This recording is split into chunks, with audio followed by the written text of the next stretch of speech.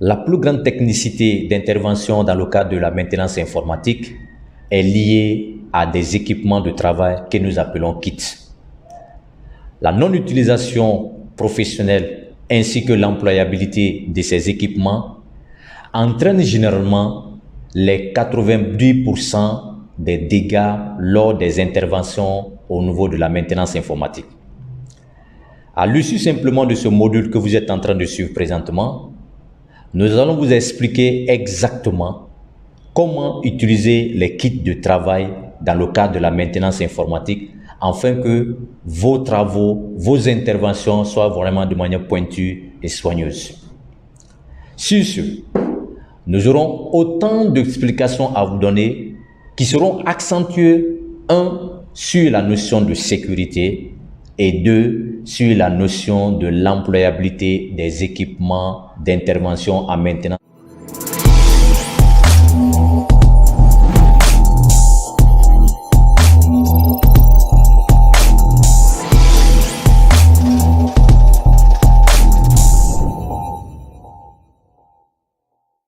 Deuxième journée de notre vidéo qui serait consacrée spécialement sur la notion de sécurité et des outils de travail. Parler de travail, c'est de parler de sécurité. Parler d'intervention, c'est de parler de sécurité. À l'ordre du jour, nous verrons deux thématiques. La première, la notion de sécurité. La deuxième, la notion d'utilisation des kits et employabilité. Si nous sommes en train de faire ce qu'on appelle de la maintenance informatique, il faut bien retenir effectivement que nous sommes exposés à des équipements qui peuvent nous entraîner à des blessures, à des accidents et à des courts-circuits ou à même de la mort. C'est la raison pour laquelle il serait essentiel pour nous en tant que techniciens de nous mettre exactement en droite ligne sur les interventions que nous faisons. C'est la raison pour laquelle nous allons vous expliquer deux concepts de la sécurité. Mais avant l'explication simplement sur les concepts de la sécurité, qu'est-ce que la sécurité? Une petite définition très simple que nous avons engendrée pour vous, qui va exactement vous permettre de comprendre exactement tout ce que nous appelons par là la sécurité. La sécurité, c'est l'ensemble des règles et précautions à prendre pour se protéger ou protéger simplement ses équipements. De fait de protéger ses équipements, de fait de se protéger sur soi-même, nous sommes en train de faire simplement de la sécurité. Mais cette sécurité va respecter un ensemble de règles, de précautions et de procédures à adapter. En sécurité, il existe deux types de sécurité. Il y a la sécurité électrique et il y a la sécurité personnelle. La sécurité électrique, c'est toute sécurité qui serait basée simplement sur les installations électriques et ensuite sur les circuits et les composants électroniques que nous allons utiliser. Je vais un peu expliquer pour que vous puissiez comprendre exactement. Nous sommes censés travailler avec ce qu'on appelle le courant. Et nous connaissons que le courant étant le déplacement ordonné des électrons dans les fils conducteurs. Et par contre, le courant n'est pas un bon ami de ce que nous appelons les matériaux, plus précisément du métal, du liquide et autres substances en question que nous connaissons qui ne rentrent pas en commun accord avec simplement l'électricité. C'est la raison pour laquelle lorsque nous sommes un technicien, nous ne devons pas exactement faire ces gestes-là. La première, l'utilisation de celui-ci. Généralement, les gens utilisent simplement dans leur atelier de maintenance des rallonges en bois, chose à exclure.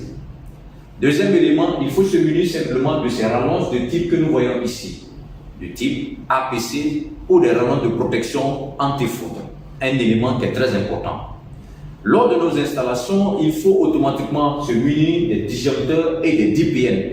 En cas de variation de circuit, il faut bel et bien exactement que ces équipements-là puissent faire déclencher complètement le processus simplement de l'électricité. C'est pour cela que nous parlons des disjoncteurs différentiels.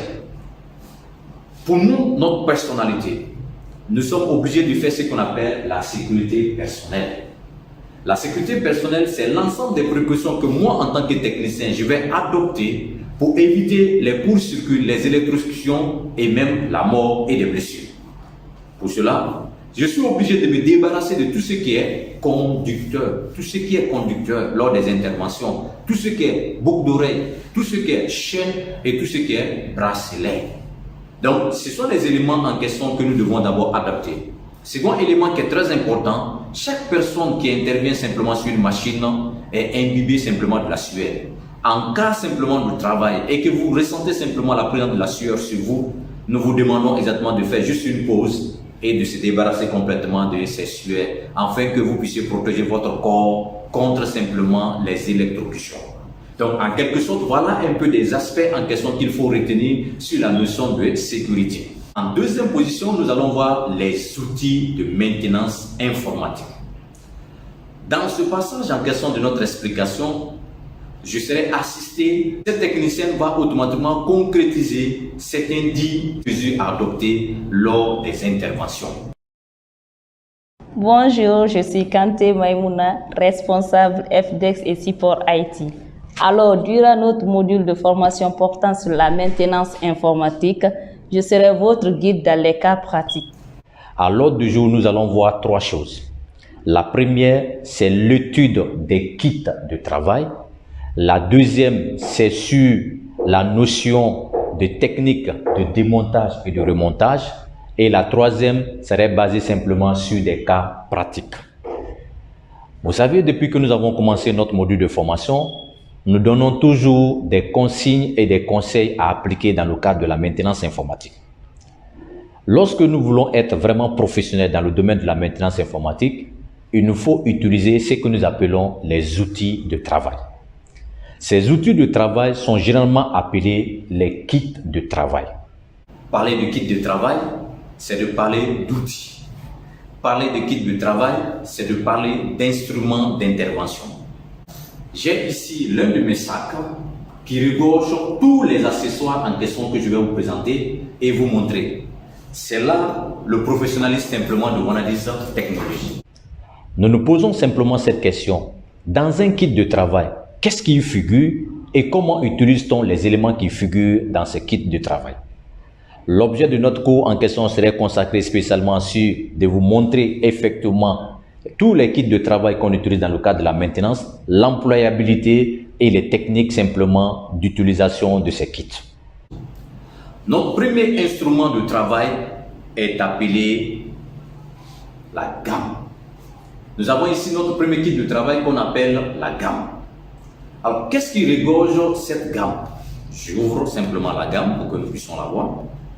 Voilà. Vous voyez, à l'intérieur, nous voyons simplement ces panoplies d'action qui sont là. Ce sont les éléments.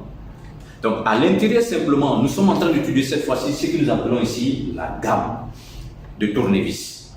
Alors, qu'est-ce qu'une gamme de tournevis?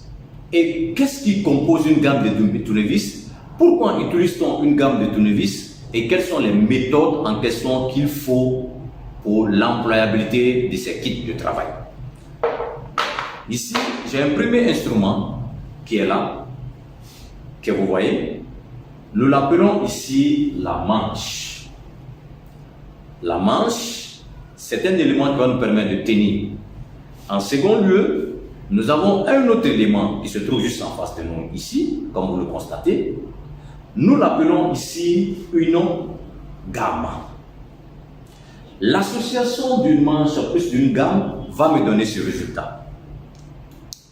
Ce que nous appelons ici un tournevis.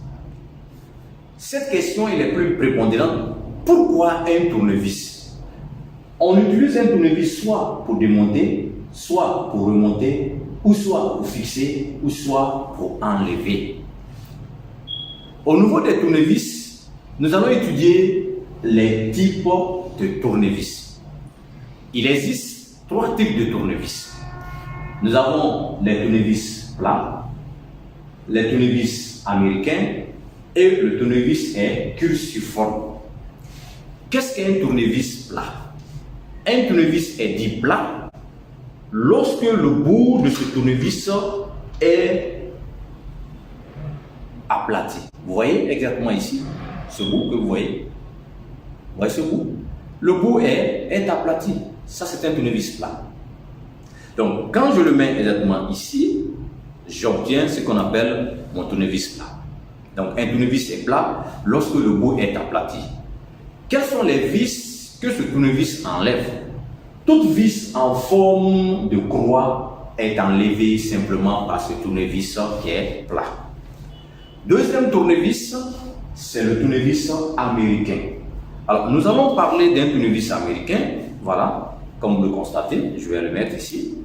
Vous voyez, comment est le bout? Le bout est étoilé. Quelles sont les vis en question que ce tournevis-là l'enlève? Ce tournevis enlève simplement les vis qui sont en forme d'étoile. Donc toute vis en forme d'étoile est enlevée par le tournevis qui est étoilé. Troisième aspect, le tournevis cursiforme. Un tournevis est dit cursiforme lorsqu'il est ni plat ni américain. Donc à travers cela, nous allons vous expliquer exactement ce qu'il faut. Simplement, cette technicienne qui est en train de travailler, elle va nous expliquer dorénavant comment on utilise un tournevis.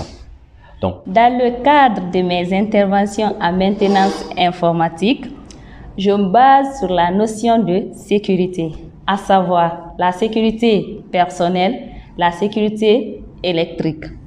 Comme vous le constatez, je suis là à lever tout ce qui est conducteur, à savoir les bagues, les boucles d'oreilles et les bracelets si vous en avez. Évitez l'électrocution ou le cas de force majeure dans les machines. Lors de l'utilisation des ressources énergétiques, moi dans mon atelier, j'utilise une rallonge de type APC qui est une rallonge de protection comme vous le constatez.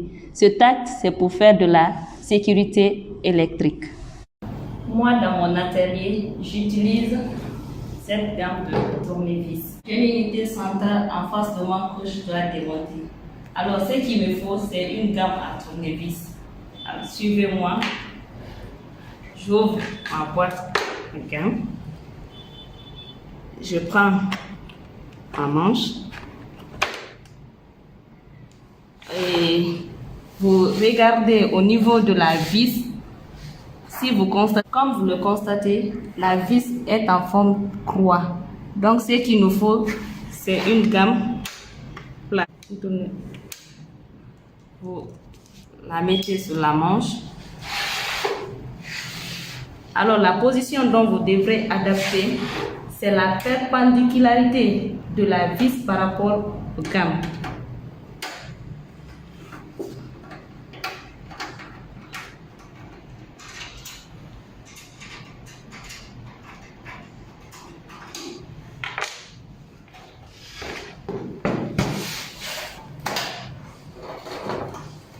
après l'explication tangible de cette technicienne que nous sommes en train de voir, nous avons compris effectivement que la manipulation d'un tournevis va se résumer comme suit. D'abord, il y a la position qu'il faut respecter. La position, c'est la perpendicularisé. Votre tournevis doit être perpendiculaire en fonction de la vis qu'il faut enlever. Ça, c'est un aspect vraiment très tangible.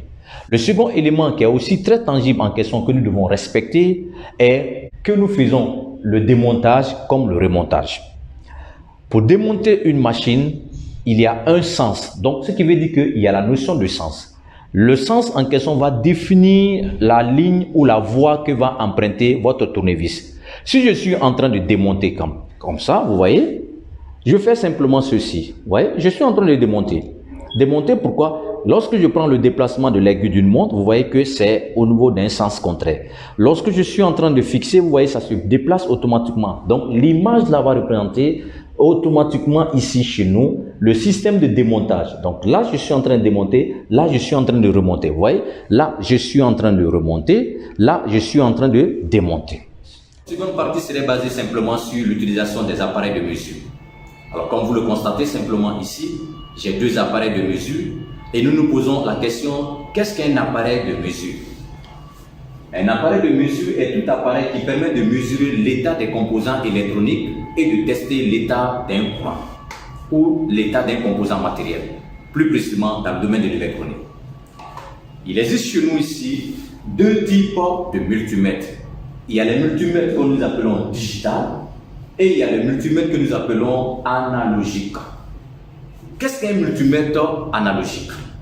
Un multimètre analogique, c'est tout multimètre en question qui a la gradation de l'aiguille, comme devant un stabilisateur que vous observez. Ça, c'est un multimètre qui est analogique. La particularité, c'est que ça mesure simplement des valeurs positives, mais ça ne mesure pas des valeurs négatives. Et tandis que ce que je détiens ici, je détiens simplement ce que nous appelons des multimètres digital ou numériques. Pourquoi numérique? C'est parce que ça donne automatiquement des valeurs chiffrées. Lui, simplement. Donc quand je l'allume, vous voyez, ça me donne simplement des valeurs chiffrées. Donc dès qu'un multimètre vous donne simplement des valeurs chiffrées, ça veut dire que c'est automatiquement un multimètre digital ou numérique. Sa particularité, c'est que ça mesure des valeurs qui sont négatives et des valeurs qui sont positives, mais tout en accompagnant simplement par un signe moins lorsque la valeur elle est négative. Alors, nous allons un peu présenter ce multimètre à travers notre éminente technicienne pour pouvoir vous expliquer automatiquement sur l'utilisation efficace d'un multimètre. Les composants électroniques et électriques, j'utilise les appareils de mesure digitaux. Mais de préférence, à Wanadis Technologies, nous utilisons cet appareil. Pourquoi? Parce qu'il est numérique et il est plus professionnel. Pour l'utilisation de ce multimètre, tout d'abord, vous venez sur le bouton Power, vous appuyez, vous repérez les bornes. Comme vous le constatez, nous avons 4 bornes.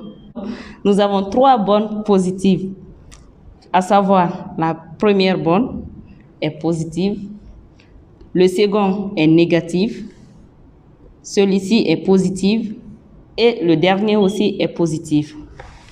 Et nous venons sur ce truc qui nous permet de manier le multimètre. On l'appelle le calibre. Vous constatez ici, nous avons plusieurs couleurs. La couleur jaune, c'est la tension alternative. Vous voyez le signe. Et par là, ici, c'est la tension continue. Venons par là. Ici aussi, nous avons l'intensité continue, l'intensité alternative. Et là, ça permet de mesurer la continuité. Simplement de la sécurité, il est question d'utiliser ce que nous appelons les lunettes de protection. Je ne peux pas faire les techniques de soudure et de desoudure des composants électroniques sans pourtant utiliser ces équipements. Donc lorsque je vais exactement utiliser ce que nous appelons un fer à soudure, je dois me munir de ce que nous appelons ici une paire de lunettes. Cette paire de lunettes me permet exactement de me protéger, de protéger ma vue, afin que je puisse exactement protéger l'un de mes organes de sens. Un équipement de sécurité à ne pas négliger lorsque vous êtes en train de faire ce que nous appelons ici les soudures. La pompe aspirante. La pompe aspirante, c'est une pompe qui va nous permettre exactement d'aspirer de l'étain une fois que nous sommes en train de faire des soudures. Le testeur est le deuxième équipement que nous utilisons. Regardons un peu la composition d'un testeur. Vous voyez automatiquement qu'il y a une LED et ses accessoires qui sont là. Donc, comment nous pouvons utiliser, faire l'employabilité? Lorsque nous prenons une prise électrique, vous voyez comme la prise électrique, et que nous fonçons simplement ce testeur, il y a automatiquement par là un petit voyant qui va s'allumer. Alors, suivons les cas pratiques pour que cette technicienne puisse nous expliquer exactement comment utilise-t-on un testeur. Ma prise électrique, je me munis d'un testeur électrique. Regardez comment je l'utilise. Testeur, plus votre petit doigt. Vous voyez, il y a le courant. Ainsi de suite. Vous voyez la petite lumière qui s'allume à l'intérieur, non? Vice versa, vous le faites. Vous le faites. Donc le pinceau est un outil qui va nous permettre de faire ce qu'on appelle le dépoussiérage. Observons juste le tableau. Nous voyons que le pinceau est constitué simplement de nous avons simplement une manche en question qui est en bois et nous avons également de la soie automatiquement qui est au niveau de ces poils. Donc ça, c'est un élément qui est vraiment aussi tangible. Nous comprenons exactement que l'utilisation du pinceau peut être soit pour faire le dépoussiérage, soit pour faire de l'entretien, comme on dit, le dépoussiérage, soit c'est pour faire le nettoyage. C'est-à-dire que nous avons une carte en question qui est aussi sale. Nous voulons automatiquement laver cette carte. Il faut utiliser la présence de ce qu'on appelle un pinceau. Alors, nous avons ici d'autres accessoires qui sont aussi intéressants pour la protection. Alors, cette technicienne va utiliser un élément aussi tangible qui est ce que nous appelons ici le bracelet antiseptique. Donc, le bracelet antiseptique, c'est un bracelet qui va permettre de protéger le technicien pour éviter les courts-circuits ou bien les électrocutions.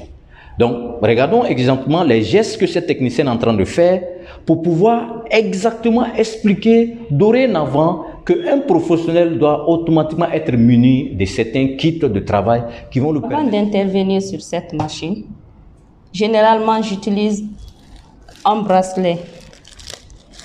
Ce bracelet dont vous voyez, c'est un bracelet antiseptique. Donc, vous l'ouvrez,